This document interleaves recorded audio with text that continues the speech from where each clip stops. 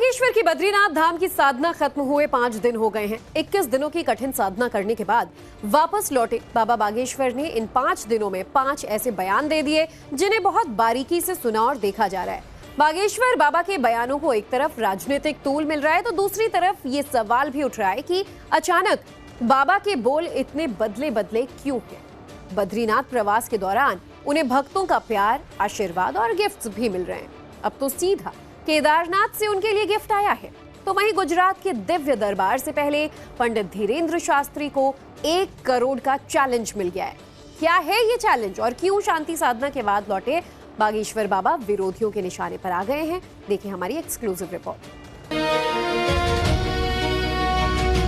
बद्रीनाथ में 21 दिन की साधना करने के बाद बागेश्वर बाबा ने जब पर्ची खोली तो उससे अलग अलग तरह के बयान सामने आए।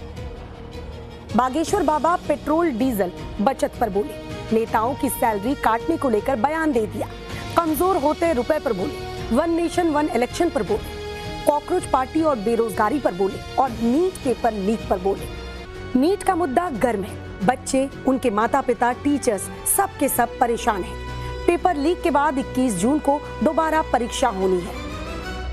शिक्षा व्यवस्था के चौपट सिस्टम की जो पोल नीट से खुली उसमें रही सही कसर सीबीएसई और सीयूईटी के परीक्षा ने पूरी कर दी। देश का एक बड़ा वर्ग इससे प्रभावित है। ऐसे में बागेश्वर बाबा ने सीधे सिस्टम की नाकामी पर सवाल उठा दिया, जो बिल्कुल सही सवाल है।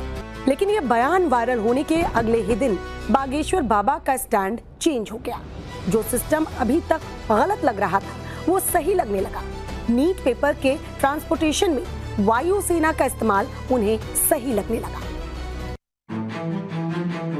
बागेश्वर बाबा ये जरूर कह रहे हैं कि उनकी मंशा राजनीति करने की नहीं है। वो न किसी के साथ हैं न किसी के खिलाफ, लेकिन उनके तमाम बयानों ने सियासी तूल जरूर पकड़ लिया है। बाबा जब पेट्रोल डीजल पर बोले तो बवाल मच गया। डीजल पेट्रोल की कम खपत करने पर बाबा बागेश्वर ने बयान दिया और कहा कि वो तो बद्रीनाथ आकर कई दिनों से ये अपील फॉलो कर रहे हैं और 1 बूंद डीजल भी उन्होंने नहीं फूका। लेकिन बाबा का दर्द आम जनता के लिए भी छलका जब उन्होंने कहा कि ये अपील सिर्फ आम जनता से ही क्यों की गई। नेताओं के चार्टर्ड प्लेन पर भी रोक क्यों नहीं लगाई गई? नेताओं की सैलरी क्यों नहीं काटी गई? लेकिन जैसे ही बाबा का ये बयान सामने आया, उनके विरोधी उन्हें ये तस्वीर दिखाने लगे।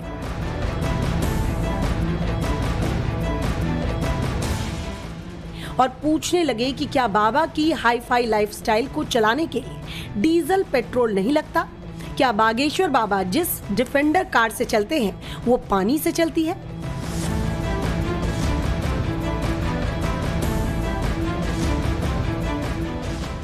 क्या बाबा खुद जिस चार्टर्ड प्लेन से चलते हैं वो हाइड्रोजन से उड़ता है?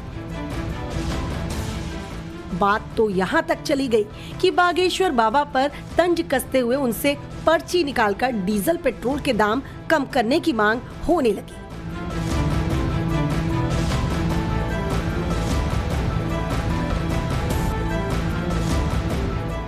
वो कौन है? बागेश्वर, क्या नाम उनका? धीरेन्द्र शास्त्री, उसके चेले हैं। वो पर्ची देख के सब बता देते हैं, उन्हीं चीज से उसके चरणों में बैठे रहते हैं। अपने चेले को थोड़ा निर्देशित करें कि पेट्रोल डीजल के भाव थोड़ा कम करवा दें। बागेश्वर बाबा पर सवाल उठाने वालों के अपने दावे और अपनी बातें हैं, लेकिन इस बात से तो इनकार नहीं किया जा सकता कि जो बागेश्वर बाबा कह रहे हैं वो गलत नहीं है। चाहे वो नीट पेपर लीक हो या फिर पेट्रोल डीजल के दाम बढ़ने पर हो या फिर महंगाई और बेरोजगारी का हो। बाबा बागेश्वर का बद्रीनाथ प्रवास पूरा हो चुका है। उन्होंने बद्रीनाथ धाम में 21 दिनों की गुप्त साधना की। इस पूरे प्रवास के दौरान पंडित धीरेन्द्र शास्त्री ने कड़ा तप किया। इस साधना के पूरे होने के बाद उनकी कुछ तस्वीरें सामने आई जिसमें उनके चेहरे पर एक अलग ही ओज नजर आ रहा था।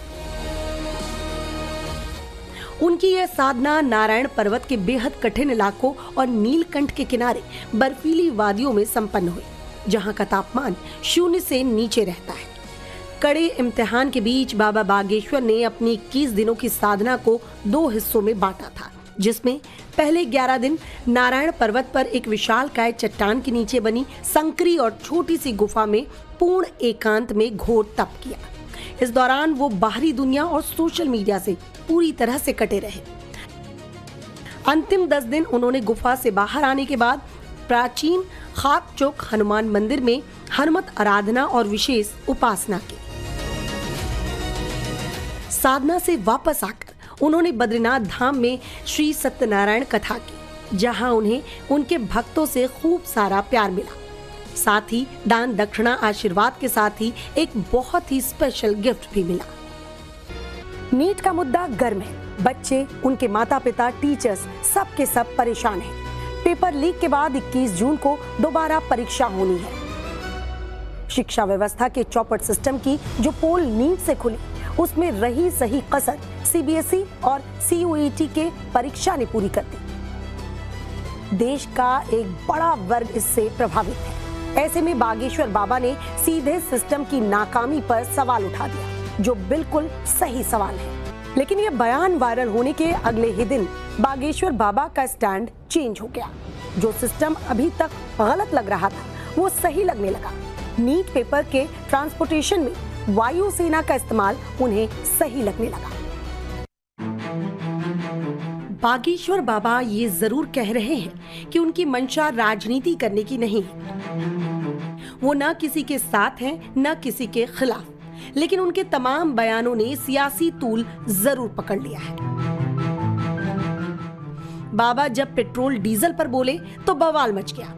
डीजल पेट्रोल की कम खपत करने पर बाबा बागेश्वर ने बयान दिया और कहा कि वो तो बद्रीनाथ आकर कई दिनों से ये अपील फॉलो कर रहे हैं और एक बूंद डीजल भी उन्होंने नहीं फूका।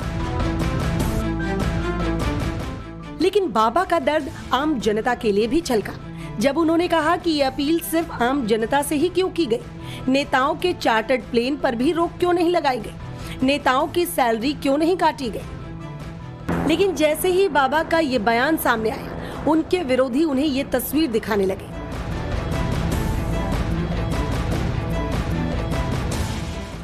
और पूछने लगे कि क्या बाबा की हाई-फाई लाइफस्टाइल को चलाने के लिए डीजल पेट्रोल नहीं लगता? क्या बागेश्वर बाबा जिस डिफेंडर कार से चलते हैं वो पानी से चलती है?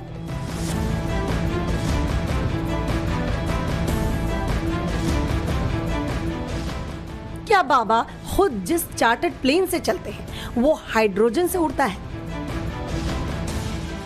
बात तो यहाँ तक चली गई कि बागेश्वर बाबा पर तंज कसते हुए उनसे पर्ची निकालकर डीजल पेट्रोल के दाम कम करने की मांग होने लगी।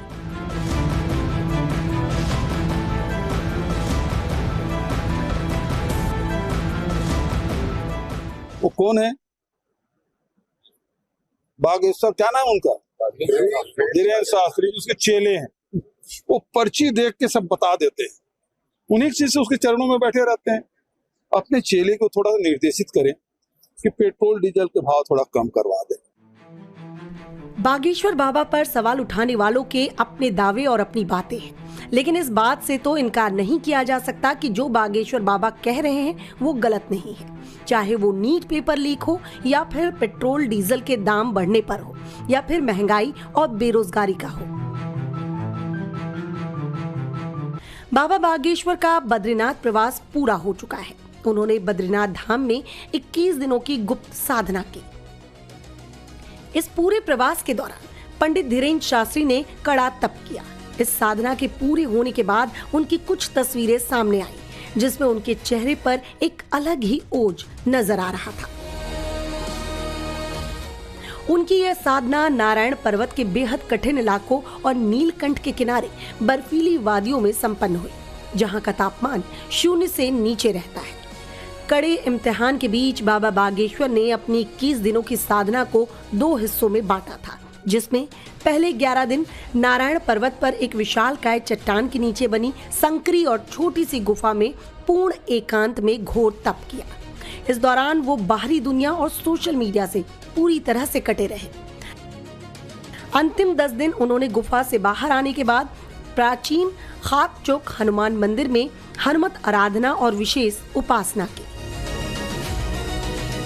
साधना से वापस आकर उन्होंने बद्रीनाथ धाम में श्री सत्यनारायण कथा की, जहां उन्हें उनके भक्तों से खूब सारा प्यार मिला। साथ ही दान दक्षिणा आशीर्वाद के साथ ही एक बहुत ही स्पेशल गिफ्ट भी मिला।